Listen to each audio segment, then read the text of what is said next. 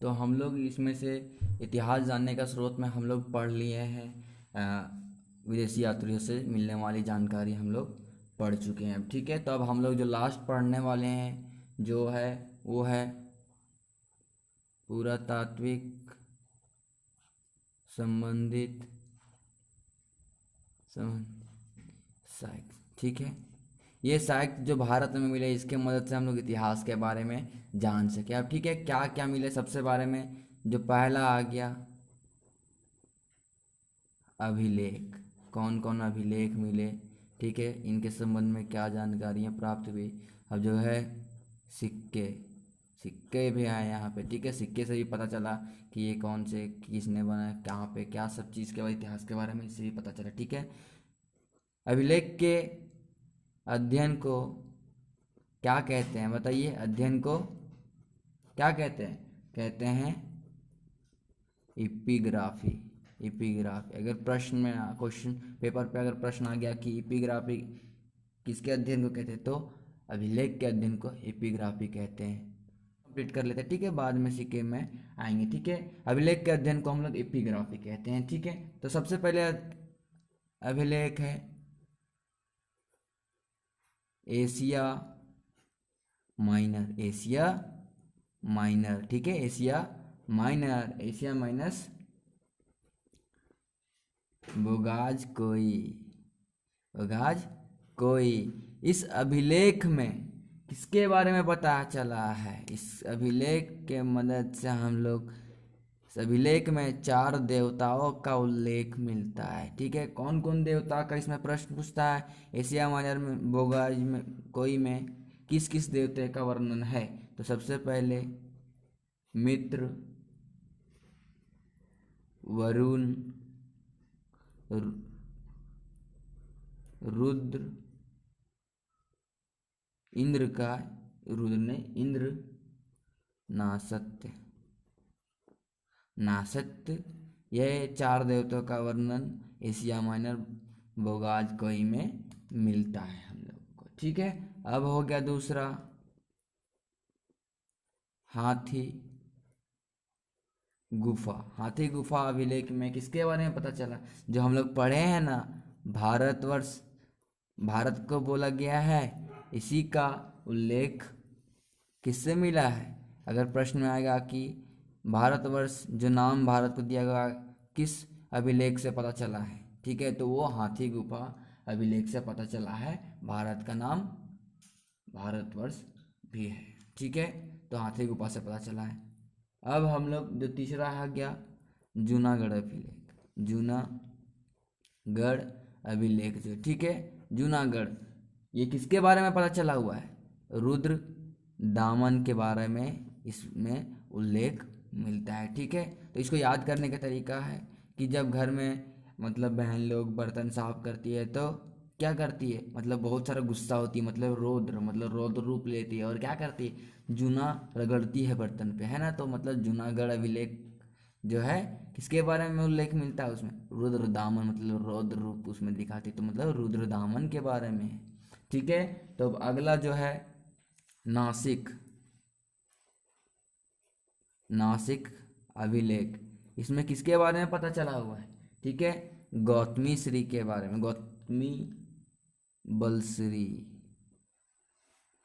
गौतमी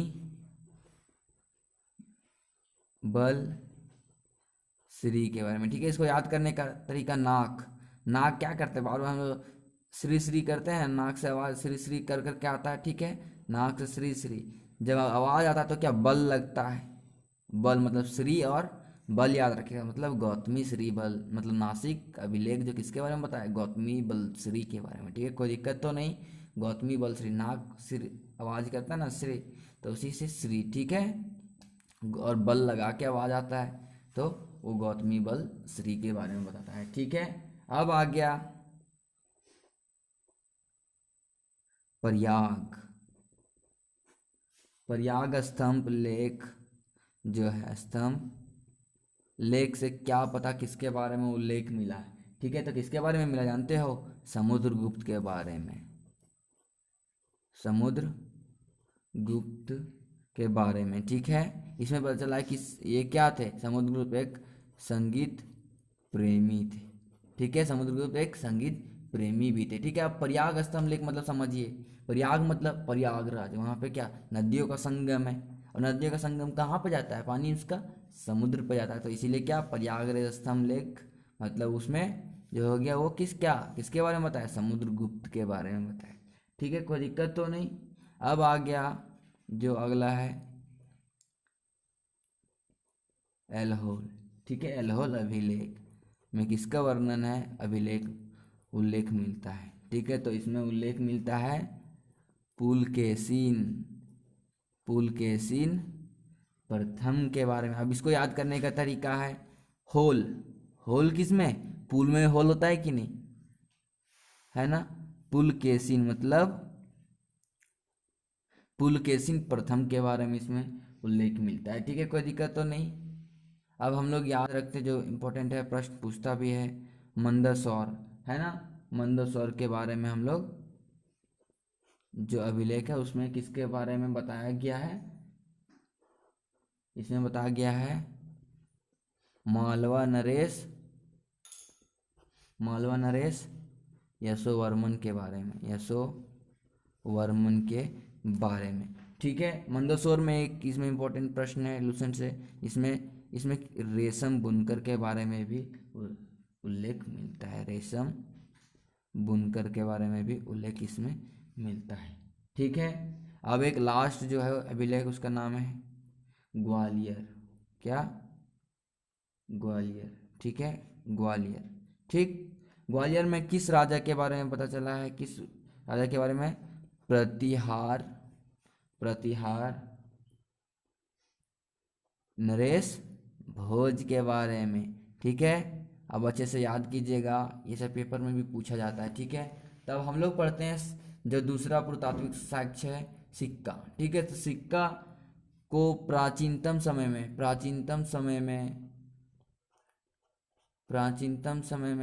क्या कहा गया है, प्राचीनतम सिक्के को आहत कहा गया है, आहत कहा गया है।